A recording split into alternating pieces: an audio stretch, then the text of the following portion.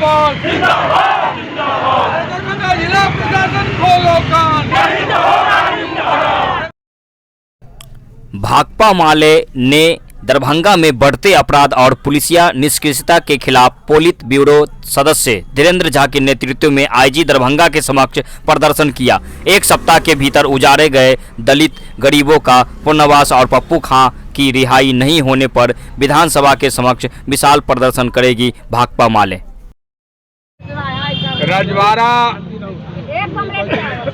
में जिस तरह से बिना नोटिस दिए हुए, बिना माइक से प्रचार किए हुए बुलडोजर के जरिए दलित गरीबों की बस्ती को उजाड़ दिया गया और उसके खिलाफ लोगों का गुस्सा भड़का और उस गुस्से की वजह से वहाँ हिंसक स्थिति बनी।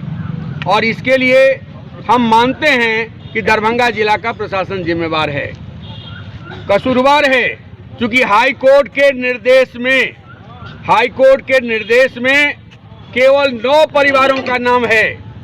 50 परिवार को क्यों उजाड़ दिया गया, इसका जवाब आईजी साहब को देना पड़ेगा, इसका जवाब दरभंगा जिला के कलेक्टर को देना पड़ेगा। ये बात हम कहने के लिए आए हैं कि तरौनी गांव के जो झा साहब हैं उनकी वो जमीन भी नहीं है। अपनी जमीन पीछे से खाली करवाने के लिए दलित गरीबों की बस्ती को उजाड़ने का ये नौटंकी रचा गया और गरीब लोगों के घरों पर बुलडोजर चलाया गया।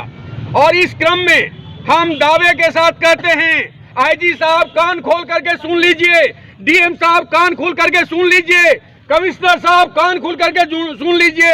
जहां कहीं भी नाइंसाफी होगा, जहां कहीं भी दलित गरीबों पर जुल्म होगा, जहां कहीं भी दमन होगा, उस दमन के खिलाफ भाकपा माले लड़ती रही है और लड़ेगी। भाकपा माले का रजवाड़ा के मामले में पूरे दरभंगा के लोग जानते हैं, उस इलाके के लोग जानते हैं कि भाकपा माले के कोई कमेटी वहां नहीं थी, वो जनता का स्वाभाविक प्रतिवाद था। कोई अशोक पासवान वहां नहीं थे, कोई पप्पू खां वहां नहीं थे, कोई शनिचरी देवी वहां नहीं थी। हम लोगों ने इस बर्बर गरीबों को, बर्बर तरीके से गरीबों को उजाड़े जाने के खिलाफ अखबार में बयान दिया कि ये बर्बरता नहीं चलनी चाहिए, वह गरीबों पर दमन नहीं होना चाहिए, गरीबों की बस्ती को बिना वैकल्पिक व्यवस्था के नहीं उजाड़ा जाना चाहिए।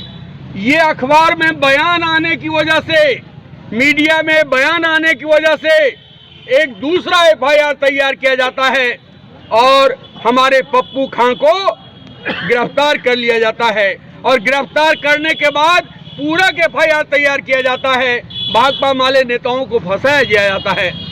इस मसले दूसरे तीसरे दिन ही हमारी पार्टी के विधायक दल के नेता महबूब आलम और विधायक दल के उपनेता सत्यदेव राम बिहार के मुख्यमंत्री नीतीश कुमार से मिलते हैं और नीतीश जी ने वहाँ के दीपक कुमार जी के माध्यम से आईजी को साफ निर्देश दिया कि फुटेज के आधार पर कार्रवाई होनी चाहिए।